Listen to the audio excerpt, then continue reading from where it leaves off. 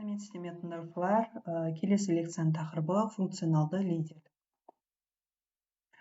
Лекцияның тақырыбы бойынша кіріспе негізгі бөлімде функционалды лидерліктегі нәтиже, лидерліктегі әкімшіліктендіру, қорытынды бөлімдерін қарастырамыз. Бүгінгі заманауи басқару жүйелерінде көшбасшылық түрлері және тәсілдері ерекше мәнге ие. Ұйымның дамуы, команда жұмысының тиімділігі және жұмыс орындағандағы атмосфера барлығы көшбасшының стиліне тікелей байланысты болып келеді. Солардың ішінде функционалды лидерлік қазіргі таңда кең таралған және жоғары нәтиже беретін көшбасшылық модельдерінің бірі ретінде қарастырылды. Функционалды лидерлік бұл көшбасшының негізгі міндеті тек қана бұйрық беру немесе шешім қабылдау емес, ол команданың барлық функцияларының дұрыс орындалуын қамтамасыз ету. Мұндай көшбасшы әрбір қызметкерлердің рөлін, күшті жақтарын және әлеуетін түсініп, оларды тиімді пайдалана алады. Және де негізгі үш бағытын қарастырамыз. Бірінші, міндетке, командаға және жеке тұлғаға бағытталуы. Бірінші, міндетке бағытталуы жұмыстың уақытында және сапалы орындалуын қамтамасыз ету. Және нақты мақсаттар қою және оларға жету жолдарын анықтау.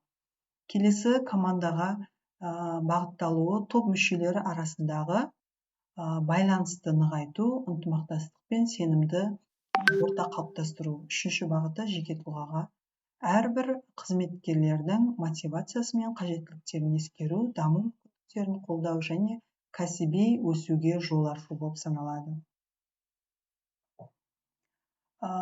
Келесі функционалды лидердің негізгі рөлдері.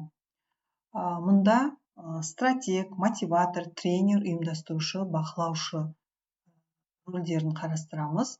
Және де стратег рөлінде оның мақсаты, мақсат қою және бағыт беру. Мысалға, жылдық жоспарларды құрастыру деген сияқты.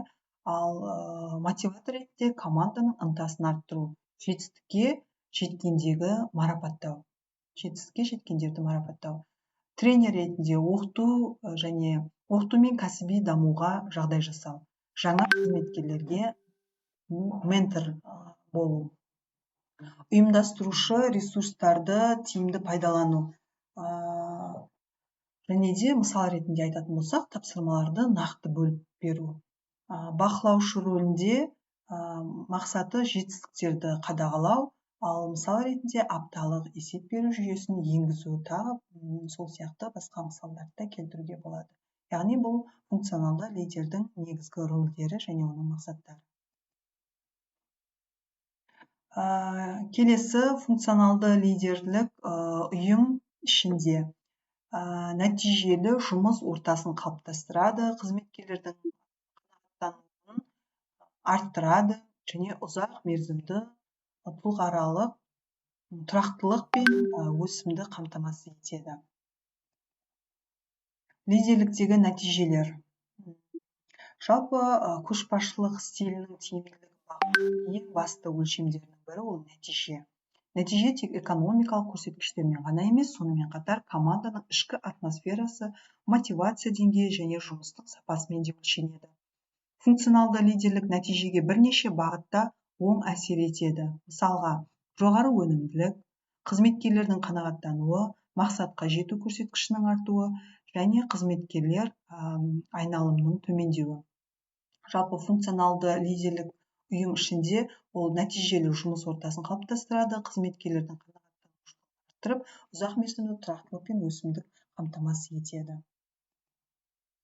Әртүрлі лидерлік стильдер мен нәтиже көрсеткіштерін айтатын болсақ, лидерлік стильдің ішінде авторитарлы, достыққа негізделген және функционалды. Өнімділік деңгейі авторитарлы жоғары орташа, қызметкерлер қанағаттандыру бойынша төмен, ұйымдағы тұрақтылық бойынша төмен көрсеткішке ие, ал достыққа негізделген стильде өнімділік деңгейі орташа, қызметкерлер қанағаттану әрине жоғары, ал ұйымдағы тұрақтылық жағынан орташа деңгейде. Функционалды стиль өнімділік деңгейі бойынша жоғары көрсеткішке ие, қызметкерлер қанағаттану бойынша да жоғарғы көрсеткішке және ұйымдағы тұрақтылық бойынша да жоғарғы көрсеткішке ие. Функционалды лидердің әкімшілік міндеттері. міндеттердің тиімді бөлу ол әрбір қызметкерлердің дағдылары мен қабілеттеріне негізделген нақты міндеттер бекітеді.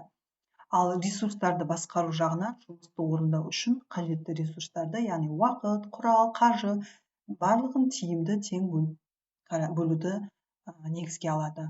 Ал құрылым мен процесті орнату жағынан жұмыс үдерісінің айқын ережелері, стандарттарын белгілейді.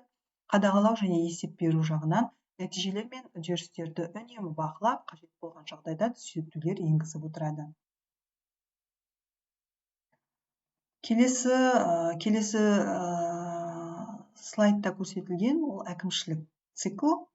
Бұл жерде кезеңдеріне қарайтын болсақ, жоспарлау, іске асыру, бақылау, әрекет. Ал сипаттамаларын қарастыратын болсақ, жоспарлау, яғни мақсаттар жоспарлау құру, мысалға жоба үшін мақсат қою және стратегияны анықтау. Іске асыру бойынша, іске асыру кезеңінде жоспарды іске асырады және мысалға тапсырмаларды орындау, команданы ұйымдастыру жұмыстарын атқарады. Бақылау кезеңінде нәтижелерді қадағалайды және жобаның орындалуын бақылайды. Әрекет кезеңінде нәтижелерге негізделген өзгерістерді енгізеді және қажет болған жағдайда процесті түзетеді. Келесі слайдта көрсетілгендей, бұл жерде маңыздылығы, яғни мақсаттардың айқындылығы бірінші. Лидердің ұстанған бағыты мен міндеттері айқын болғандықтан команда осы мақсатқа бағытталған әрекеттерді жүзеге асырады. Үдерістердің тиімділігі әрбір қадамның жоспары мен орындалу мерзімі нақты болған кезде өнімділік жоғары болады. Ал жауапкершілік, әрбір қызметкерлер өз міндеттерін жақсы түсініп, сол бойынша жауапкершілік алады. Бұл жалпы жұмыстың сапасын арттырады, яғни маңыздылық жағынан осыған басымдық береді. Келесі слайдқа өтетін болсақ,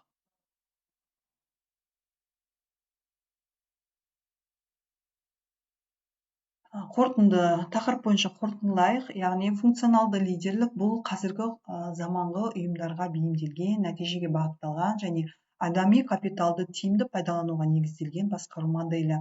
Бұл модель тек команда жұмысының өнімділігін арттырумен ғана емес, сонымен қатар жеке қызметкерлердің мотивациясы мен кәсіби дамуына да оң әсер етеді. Функционалды лидерлік міндет, команда және жеке тұлға арасындағы тепе-теңдікті сақтайтын басқару стилі болып саналады және 21 ғасыр көшбасшысы бұл бұйрық беруші емес, бағыт көрсетуші. Функционалды лидер болу ұйым ішінде үйлесімділікті орнатып, әр адамның әлеуетін іске қосу арқылы ортақ жетістікке жетуді қамтамасыз етеді. Назарларыңызға рахмет, сау болыңыздар.